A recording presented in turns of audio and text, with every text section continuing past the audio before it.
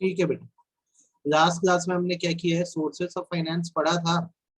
तो very good morning बेटा। Sources of finance में मैंने आपको बताया कि फाइनेंस क्या होता है, फाइनेंस की रिक्वायरमेंट क्यों है, जरूरत क्यों है, क्योंकि दो तरह की फाइनेंस रिक्वायरमेंट आपको होती है, एक फिक्स कैपिटल, एक वर्किंग कैपिटल, ये मैंने आपको बताया था।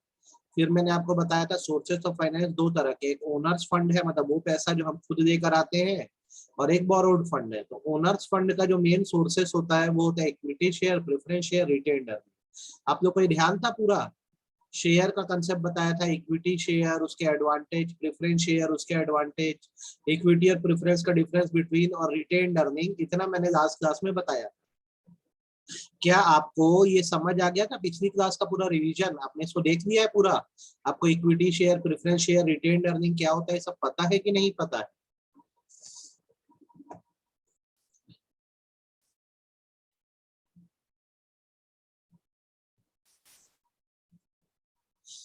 आज हम लोग क्लास में क्या करने वाले हैं, बोरोड फंड का कंसेप्ट पढ़ने वाले हैं। आज आप एक बिजनेस चला रहे हो, तो बिजनेस में आपको कई बार बोरोड फंड्स की भी रिक्वायरमेंट लग जाती है।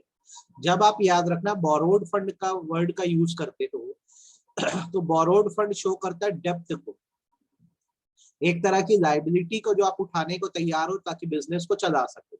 जैसे आप आज एक बिजनेसमैन हो, आपको उधार देना है, तो आपको सबसे पहला रास्ता क्या दिखेगा, चलो बैंक चलते हैं, बैंक से जाके लोन ले लेते हैं। सबसे आसान तरीका है वो फंड बोरो करने का, पैसा बोरो करने का।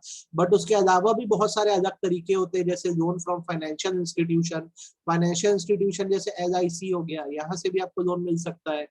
आप डिबेंचर इशू करके भी लोन ले सकते हो। इशू मतलब होता है सेल करना, और डिबेंचर का मतलब होता है पब्लिक लोन। आप जनता से भी लोन ले सकते हो, आम जनता से। उसके बाद आप पब्लिक से डिपॉजिट के रूप में पैसा एक्सेप्ट कर सकते हो। आप ट्रेड क्रेडिट ले सकते हो। तो मैं साधारण भाषा में ये बोलना चाह रहा हूँ, जब बिजनेस चलाने के लिए आप पैसा लोन्स के थ्रू या बोरोइंग्स के थ्रू लाते हैं, तो इसे हम लोग बोरोड फंड बोलते हैं। ठीक है। अब यहाँ पर होता क्या है कि जैसे आप बोरोड फंड देते हो, तो हमेशा याद रखना एक उधार है, तो एक सर्टेन पीरियड के लिए होगा, जिसके बाद आपको ये पूरा पैसा क्या करना होगा, रीपे करना होगा, वापस करना होगा। सेकेंड थिंग, जब तक आपका लोन का पीरियड चल रहा है, आपको क्या करना होता है, एक जिम्मेदारी आपके ऊपर, कि आपका प्रॉफिट हो या लॉस हो फर्क नहीं पड़ता, आपको फिक्स रेट ऑफ इंटरेस्ट देना पड़ता है। देखो, बोरोड फंड के साथ फीचर्स आपको ये पता होने चाहिए। सबसे पहला फीचर, ये एक फिक्स पीरियड का होता है। जब भी आप लोन लोगे, एक फिक्स पीरियड का लोगे।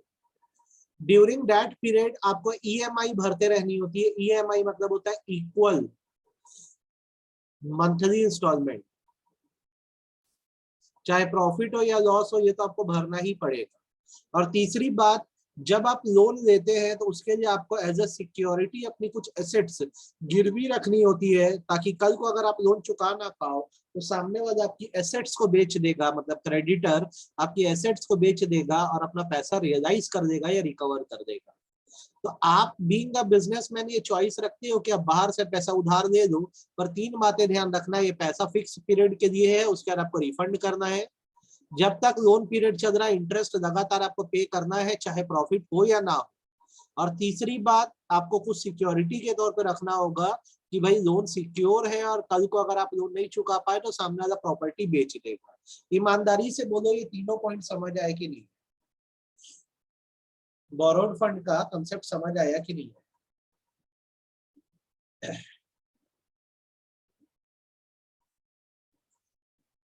आ गया। अब हम लोग आते हैं बोरोड फंड के सोर्सेस पे। बोरोड फंड के हम लोग सोर्सेस पे आते हैं। तो सबसे पहला बोरोड फंड का जो सोर्स होता है, उसे हम लोग ट्रेड क्रेडिट बोलते हैं। भावलीन क्या होता है बेटा, आप जैसे मेरे से अभी लोन ले लोगे ना, तो आप मेरे को इंटरेस्ट पे करोगे रेगुलर बेसिस पे। जैसे मैंने आपको बोल दिया है, आप मेरे को हर महीने इंटरेस्ट पे करना है। तो अब तुम्हारी कमाई हो या ना हो, तुम देख लो, प्रॉफिट हो या ना हो, तुम्हें मुझे इंटरेस्ट देना ही पड़ेगा। उसमें कोई छूट नहीं मिलेगी, कोई एग्जेम्पशन आपको नहीं मिलेगा। आपने लोन लिया है, आपको ब्याज भी चुकाना पड़ेगा, इंटरेस्ट भी चुकाना पड़ेगा, और प्रिंसिपल अमाउंट भी बाद में वापस करना होगा, या मेन अमाउंट भी वापस करना होगा। ये आपकी लीगल ऑब्लिगेशन या जिम्मेदारी है। ठीक है। अब हम लोग आते हैं बोरोड फंड के सोर्सेस पे, कहाँ कहाँ से बोरोड फंड लिए जा सकते हैं। तो सबसे पहला जो तरीका होता है वो ट्रेड क्रेडिट होता है। ट्रेड क्रेडिट का मतलब कुछ इस तरह से आप समझ सकते हैं। ट्रेड क्रेडिट का मतलब आप कुछ इस तरह से समझ सकते हैं कि मान लो मार्क वाइट जो है, मार्क जो है वो रॉ मटेरियल का सप्लायर है। मार्क जो है वो रॉ मटेरियल सप्लायर। मेरी एक फैक्ट्री है,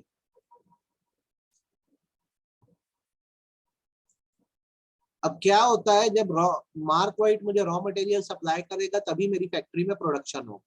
तो अभी सिचुएशन ये है कि मेरे पास ना पैसे कैश पे नहीं है, तो मैं मार्क वाइट के साथ एक कॉन्ट्रैक्ट साइन करता हूँ जिसमें ये लिखा होता है कि ये मुझे जितना भी मटेरियल है या माल है ये उधार में देगा, क्रेडिट में देगा, जिसका पैसा मैं उसे कुछ दिन बाद चुका दूंगा। तो जो बड़े लेवल के बिजनेसमैन होते हैं वो ट्रेड क्रेडिट का यूज करते हैं। यहाँ पर क्या होता है, एक बिजनेसमैन कुछ समय के लिए दूसरे बिजनेसमैन को उधार में सामान या मटेरियल बेच देता है, फिर वो जो दूसरा बिजनेसमैन है सामान प्रोड्यूस करता है, कमाता है, और जिससे उधार लिया था सामान या मटेरियल उसको पैसा वापस कर देता है। तो जैसे मार्क वाइट ने मुझे रॉ मटेरियल अभी उधार में सप्लाई कर दिया है, मैं अपनी फैक्ट्री में इस मटेरियल से सामान बनाऊंगा, मेरी कमाई होगी तो मैं मार्क वाइट का पैसा वापस कर दूंगा। तो ट्रेड क्रेडिट का मतलब होता है एक ऐसा अरेंजमेंट जहां पे एक बिजनेसमैन या एक ट्रेडर दूसरे ट्रेडर को सामान या सर्विसेज उधारी में दे देता है।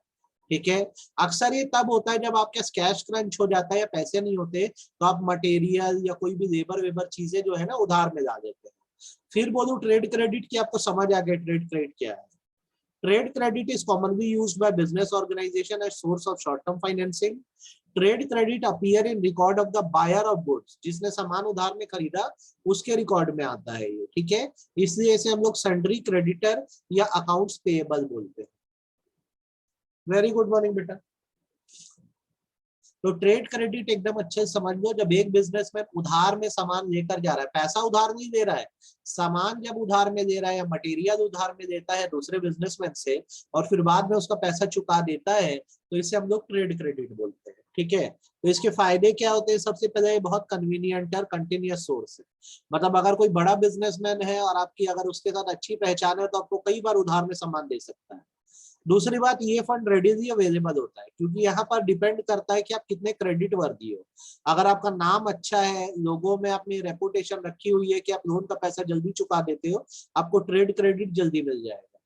देन इससे सेल्स भी प्रमोट होती है। ट्रेड क्रेडिट देने से या व्यापार में उधार देने से सामान ज्यादा से ज्यादा बिकता है। देन आपका इन्वेंट्री लेवल बढ़ जाता है। इन्वेंट्री लेवल बढ़ने का मतलब ये होता है बेसिकली कि जैसे अगर मैं आज फैक्ट्री चला रहा हूँ, मेरे को लग रहा है आगे मेरे प्रोडक्ट की डिमांड बहुत ज्यादा होगी, तो रॉ मटेरियल ज्यादा से ज्यादा ऑर्डर कर दूंगा उधार में, और जैसे जैसे डिमांड आती जाएगी कमाता जाऊंगा और सामने वाले ट्रेडर को पैसा वापस करता जाऊंगा। चलो पूरी बात रिपीट करते हैं। ट्रेड क्रेडिट का मतलब क्या होता है, माल उधार में दे देना। ये इसमें गुड्स भी उधार में दिए जा सकते हैं, रॉ मटेरियल भी उधार में दिए जा सकते हैं। ये बहुत आसान है, अक्सर बिजनेसमैन लोग इसको यूज करते हैं। ये रेडीली अवेलेबल है क्योंकि यहाँ पे कैश या पैसा नहीं देना है, यहाँ पे सामान देना है।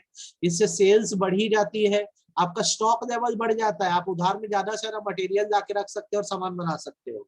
और ट्रेड क्रेडिट में कुछ भी एसेट्स चार्ज पे नहीं रखनी होती है, अपनी कोई प्रॉपर्टी चार्ज पे गिरवी पे नहीं रखनी होती है। ये बात याद रखना। ट्रेड क्रेडिट में सामने वाला आपको केवल मटेरियल या सामान दे रहा है, तो उसके पास आपको कुछ भी गिरवी रखने की जरूरत नहीं है। अब आप बताओ आपको पूरा ट्रेड क्रेडिट समझ आ गया कि नहीं? हाँ यार, आपको पूरा ट्रेड क्रेडिट समझ आ गया कि नहीं, ये बोलो हाँ यार।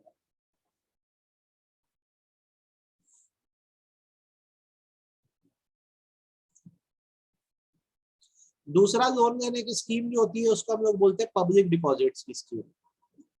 क्या होता है, जैसे एक आम आदमी है, जब उसके पास बहुत सारे पैसे होते हैं तो बताओ अपने पैसे को कहाँ जाके जमा करता है? जब किसी इंसान के पास बहुत पैसे होते हैं तो अपने पैसों को कहाँ जाके जमा करता है? बट ऑब्वियस सी बात है, वो सीधी सी बात है, अपने पैसों को कहाँ ले जाकर जमा करता है? बैंक में।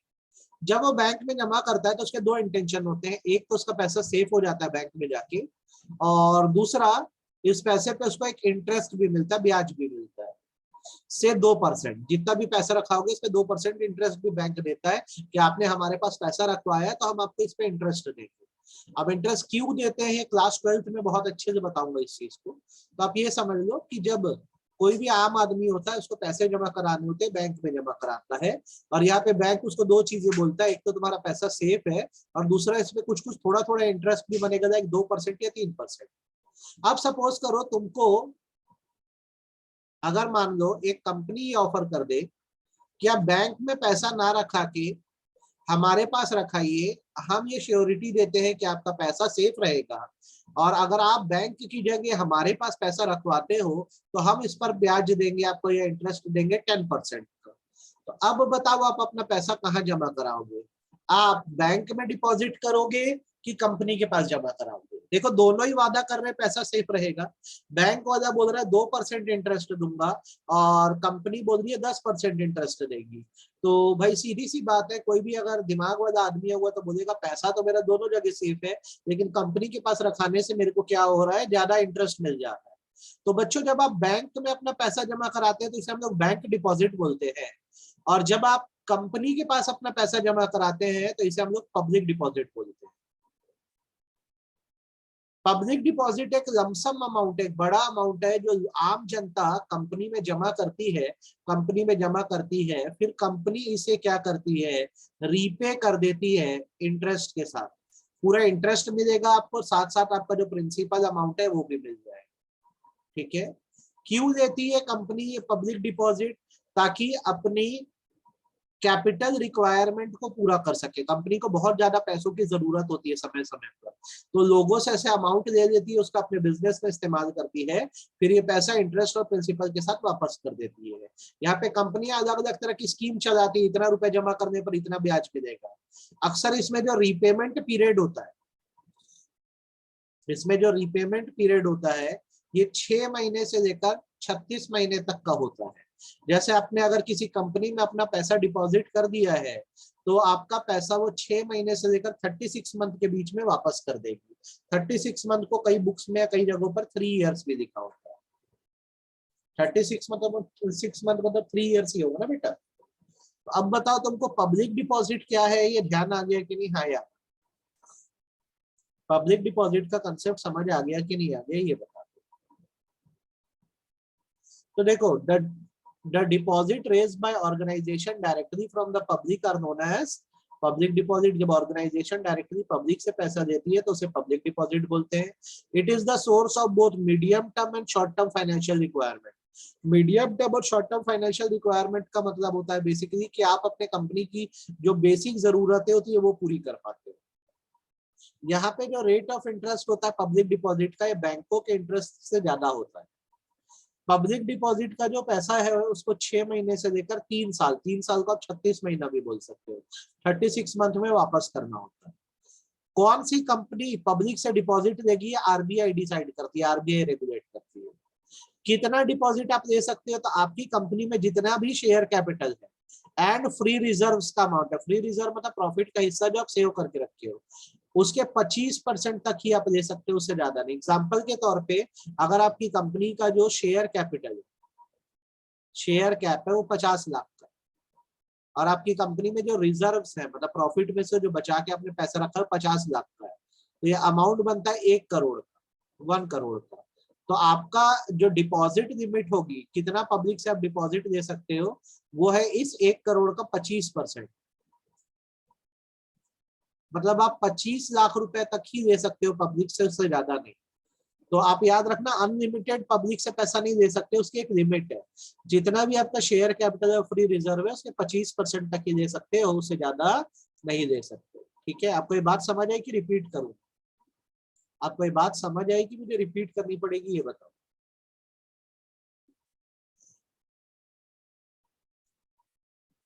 देन उसके बाद ये जो डिपॉजिट है ये डिपॉजिटर के लिए भी फायदेमंद है और ऑर्गेनाइजेशन के लिए भी। कंपनी को पैसे मिल जाते हैं, कंपनी को पैसे मिल जाते हैं और डिपॉजिटर को अच्छा खासा इंटरेस्ट मिल जाता है, इसलिए लोग पब्लिक डिपॉजिट पे जाते हैं। अब इसके अपने एडवांटेज है, जैसे सिंपल प्रोसीजर है, डिपॉजिट जमा वमा करना बहुत आसान है और कोई शर्तें भी नहीं है। दूसरी बात, पब्लिक डिपॉजिट की कॉस्ट जो होती है वो बैंकों से ज्यादा बेटर ही है कंपनियों के लिए। बैंकों से जाके लोन लेंगे तो बहुत ब्याज भरना पड़ता है, कंपनियों को पब्लिक से देंगे तो उतना इंटरेस्ट नहीं देना पड़ता। देन इसके लिए कुछ गिरवी रखने की जरूरत नहीं है, no charge on the asset of the company. जब आप पब्लिक से डिपॉजिट या लमसम अमाउंट एक्सेप्ट करते हो तो इसके लिए आपको अपना कोई भी एसेट या प्रॉपर्टी गिरवी रखने की जरूरत नहीं होती। ये पब्लिक डिपॉजिट का पूरा कंसेप्ट है। यहाँ पे बैंकों की तरह ही कंपनियां क्या होती है, लमसम पैसा ले रही है ज्यादा ब्याज का लालच देकर और बाद में फिर वापस कर देती है। तो अब देखो ट्रेड क्रेडिट एक उधार देने का तरीका था जहां आपको मटेरियल या माल उधार में मिल रहा है। पब्लिक डिपॉजिट में जनता को आप बोल रहे हो कि आप लोग बैंक में पैसा ना जमा करके हमारे पास जमा करो, बाद में वापस कर देंगे। तीसरा जो तरीका होता है उधार देने का उसको हम बोलते हैं डिवेंचर। क्लास में जितने लोग अटेंड कर रहे हो सबको शेयर का कंसेप्ट समझता है कि नहीं समझता, ये बताओ। सबको शेयर का कंसेप्ट समझता है कि नहीं समझता? शेयर क्या होते हैं और शेयर खरीद के आप कंपनी में क्या बन जाते हो? शेयर खरीद के आप कंपनी में क्या बन जाते हो?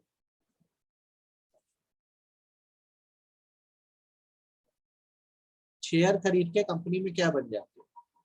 शेयर होल्डर या ओनर। अब मैं एक एग्जांपल दे रहा हूं, इससे बात को समझना।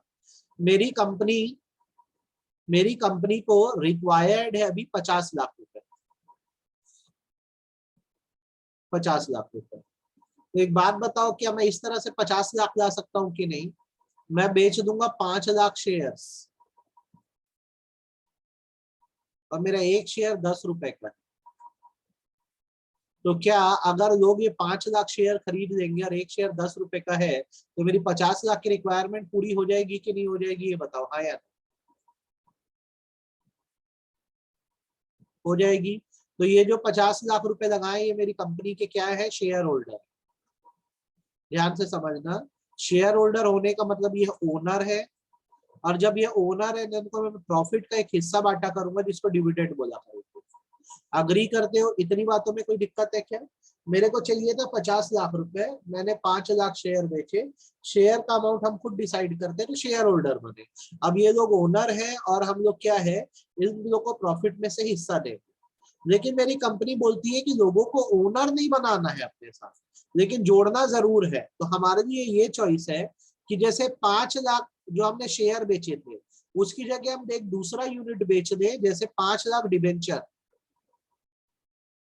एक डिबेंचर 10 रुपए और इस पे हम इंटरेस्ट रेट रख देते जैसे 8% इंटरेस्ट। अब क्या होगा, यहाँ पे भी मेरी 50 लाख की रिक्वायरमेंट पूरी हो रही है, लेकिन अब जो लोग हैं वो शेयर होल्डर नहीं कहलाएंगे, वो कहलाएंगे डिबेंचर होल्डर।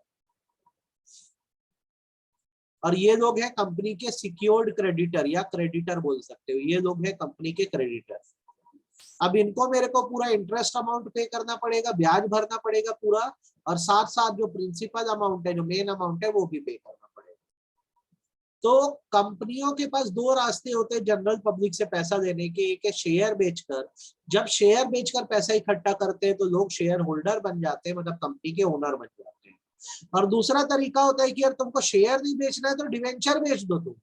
जब डिवेंचर आप बेचते हो तो डिवेंचर खरीदने वाले डिवेंचर होल्डर होते हैं, ठीक है, वो लोग कंपनी के क्रेडिटर बन जाते हैं और उनको फिर इंटरेस्ट भी मिलता है, प्रिंसिपल अमाउंट भी मिलता है। तो तुम लोग भी किसी कंपनी में अगर ओनर बनना चाहो तो जाके शेयर खरीद लेना, और उस कंपनी के क्रेडिटर बनना चाहो तो डिवेंचर खरीद लेना। तो तुम बताओ किसी कंपनी के क्या बनना चाहोगे, शेयर होल्डर की डिवेंचर होल्डर? शेयर होल्डर बनोगे तो मालिक बन जाओगे, ओनर बन जाओगे। डिवेंचर होल्डर बनोगे तो क्रेडिटर बन जाओगे। तो डिवेंचर क्या है? एक डॉक्यूमेंट है जिसके थ्रू पब्लिक से लोन लिया जाता है।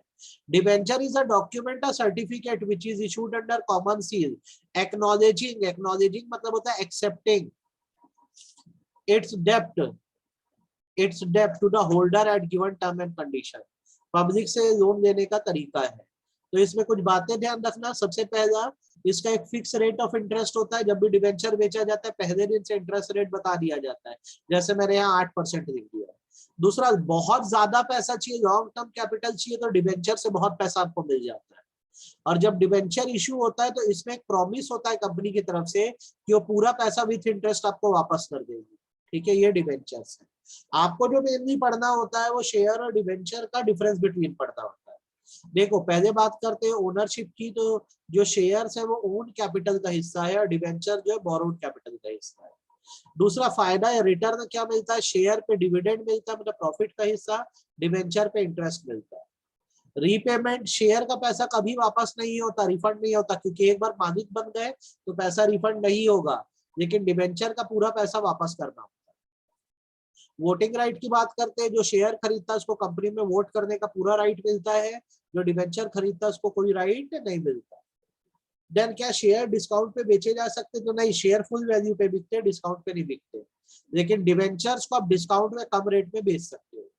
स्टेटस क्या होता है, जो लोग शेयर खरीदते हैं वो कंपनी के ओनर बन जाते हैं, जो लोग डिवेंचर खरीदते हैं कंपनी के क्रेडिटर बन जाते हैं। रेट ऑफ रिटर्न, क्या फायदा मिलेगा, तो यहाँ पर कोई फिक्स डिविडेंड नहीं होता, कभी कम मिल जाता है कभी ज्यादा, लेकिन डिवेंचर पे इंटरेस्ट रेट हमेशा फिक्स मिलता है, चाहे प्रॉफिट हो या लॉस हो उतना ही मिलेगा। अब आप बताओ, आपको इतने डिफरेंस बिटवीन 7 डिफरेंस बिटवीन अच्छे समझ आ गए कि नहीं आ गए, कि फिर रिपीट करना पड़ेगा, एक बार रीड आउट कर दो, ये 7 डिफरेंस बिटवीन समझ आ गए कि नहीं, हाँ या ना।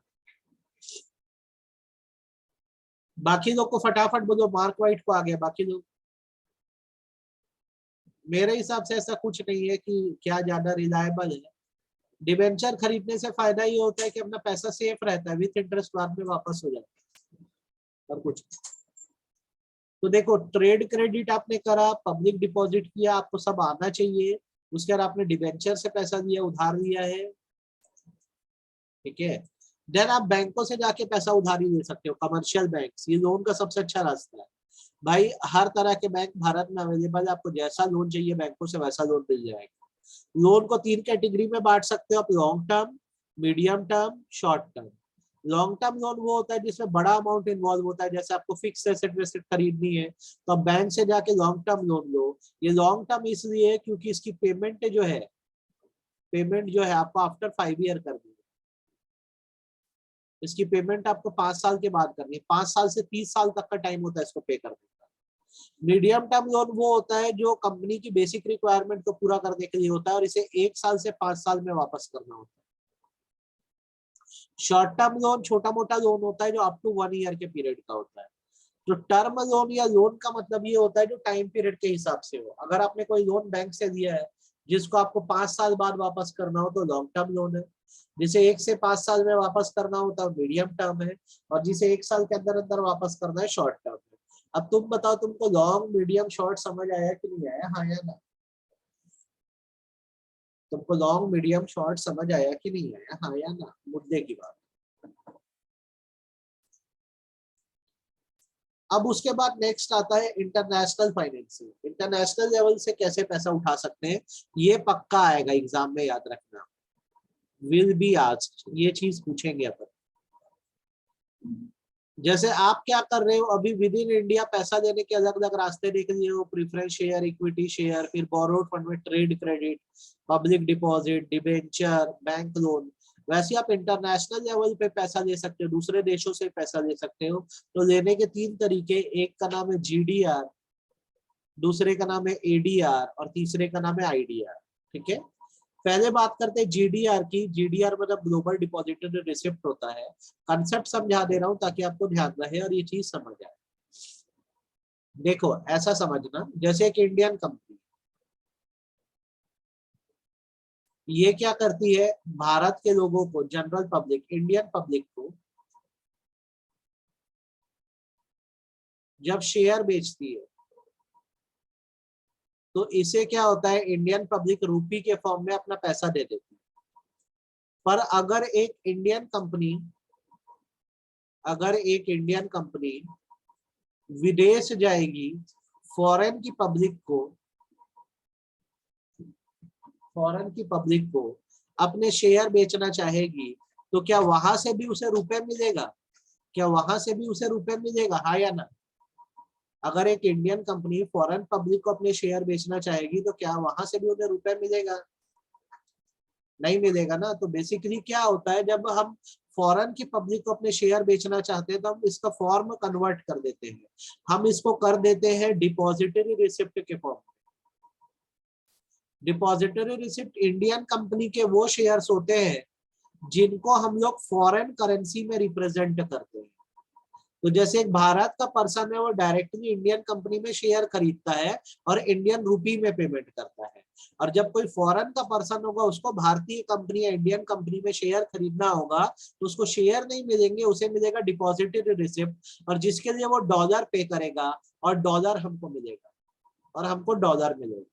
तो ग्लोबल डिपॉजिटरी रिसिप्ट क्या है, ये बेसिकली एक फॉर्म ऑफ शेयर है जो इंडियन कंपनी अब्रॉड में, विदेशों में बेचती है ताकि उसे वहां से पैसा मिल सके। आई मेरी बात समझ में। फिर बोलू क्या, इंडिया में तुमको पैसा चाहिए, शेयर बेचो, पूरा रुपए के फॉर्म में पैसा मिल जाएगा। लेकिन अगर तुम्हें विदेशों से पैसा चाहिए तो तुम शेयर नहीं बेचते हो, शेयर को दूसरे फॉर्म में बेचते हो जिसको डिपॉजिटरी रिसिप्ट बोलते हैं, और वहां के लोग जो तुमको पेमेंट करते हैं वो डॉलर के फॉर्म में करते हैं। आई बात समझ में? तो इसका फंडा ये चलता है कि आपको लोकल करेंसी के जो शेयर होते हैं वो एक बैंक में देने होते हैं, बैंक इनको डिपॉजिटरी रिसिप्ट में कन्वर्ट कर देता है। तो जब वो कन्वर्ट कर देता है तो फिर इसको डॉलर के फॉर्म में आप विदेशों में बेच सकते हैं, इसे जीडीआर बोलते हैं, ग्लोबल डिपॉजिटरी रिसिप्ट। जैसे रिलायंस, विप्रो, आईसीआईसीआई, इन्फोसिस, ये सब कंपनियां जो विदेशों से भी पैसा लेके बैठी है, विदेशी लोगों को भी अपना शेयर होल्डर बनाई है, तो उसके लिए उन्होंने जो लोग को बेचा वो था ग्लोबल डिपॉजिटरी रिसिप्ट।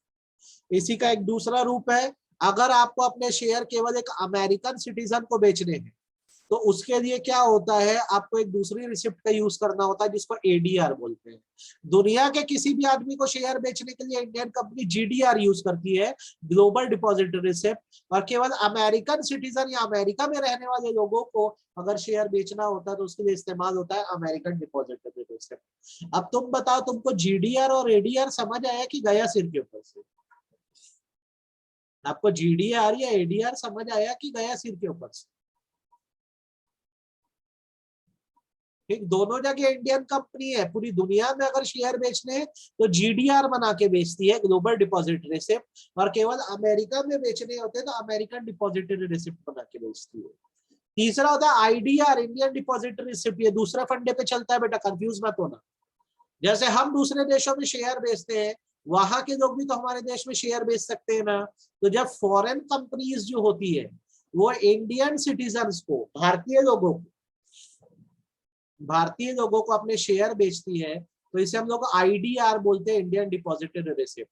तो हम भारतीय जब आईडीआर खरीदते हैं तो हम उस फॉरेन कंपनी को जो विदेश में है रुपी में पेमेंट करते हैं, जिसको बाद में डॉलर में कन्वर्ट करा देते हैं। देखो जीडीआर एडीआर में क्या था, हमारी भारतीय कंपनी विदेशी लोगों को अपने शेयर बेच रही थी, और आईडीआर का मतलब होता है वहां की कंपनी, जैसे फेसबुक, ट्विटर, एप्पल, ये सब भारतीय लोगों को अपने शेयर बेच रहे हैं, तो उसके लिए वो लोग इसका फॉर्म बदल देते हैं शेयर का, और वो लोग आईडीआर बेचते हैं। IDR is an instrument in form of depository receipt issued by foreign company in India against equity share. ठीक है, जब फॉरेन कंपनी भारत में बेचती है शेयर्स तो उसे हम लोग आईडीआर। अब तुम बताओ, तुमको ये चीज समझ आई कि गई सिर के ऊपर से? तुमको ये समझ आया कि गया? जीडीआर, एडीआर, आईडीआर कुछ दोबारा रिपीट करना है कि क्लियर हो गया? चलो सम अप करो, ये सारी चीजें तुम लोग को आ गई कि नहीं आ गई? ये चैप्टर बहुत समय पहले पढ़े थे ना, तो अब क्या एकदम अच्छे से याद हो जाना चाहिए, अब तो दिक्कत नहीं होनी चाहिए। नोट्स भी तुम्हारे पास है, तुमको मैंने बिजनेस फाइनेंस का मतलब, उसकी नीड बता दिया, क्लासिफिकेशन बता दिया, ओन्ड फंड, बोरोड फंड, तुमको इक्विटी शेयर, प्रेफरेंस शेयर, मैंने रिटेन्ड अर्निंग बता दी, इक्विटी प्रेफरेंस का डिफरेंस बिटवीन तुमको बता दिया है ना। उसके बाद तुमको मैंने बोरोड फंड के सारे सोर्स बता दिए, trade credit, public deposit, debenture, commercial bank, और उसका इंटरनेशनल फाइनेंसिंग भी बता दी, GDR, ADR, IDR. Sources of finance chapter इतना ही है, चैप्टर यहाँ पे खत्म होता है। अब तुम्हारी रिस्पॉन्सिबिलिटी है कि तुम इस चैप्टर को एकदम अच्छे से कर दो। कल की क्लास में तुम लोग को इंटरनल ट्रेड रिवाइज करवाऊंगा, कल की क्लास में इंटरनल ट्रेड रिवाइज करवाऊंगा, ठीक है। और इंटरनल ट्रेड हो जाएगा तो इस हफ्ते हम लोग एक्सटर्नल ट्रेड भी रिवाइज कर देंगे। होली के पहले पहले पूरा रिवीजन कंप्लीट कर देते हैं हम लोग, फिर आप लोग एनुअल दो, पास हो और पहुंचो फिर अपना क्लास 12th में, ठीक है।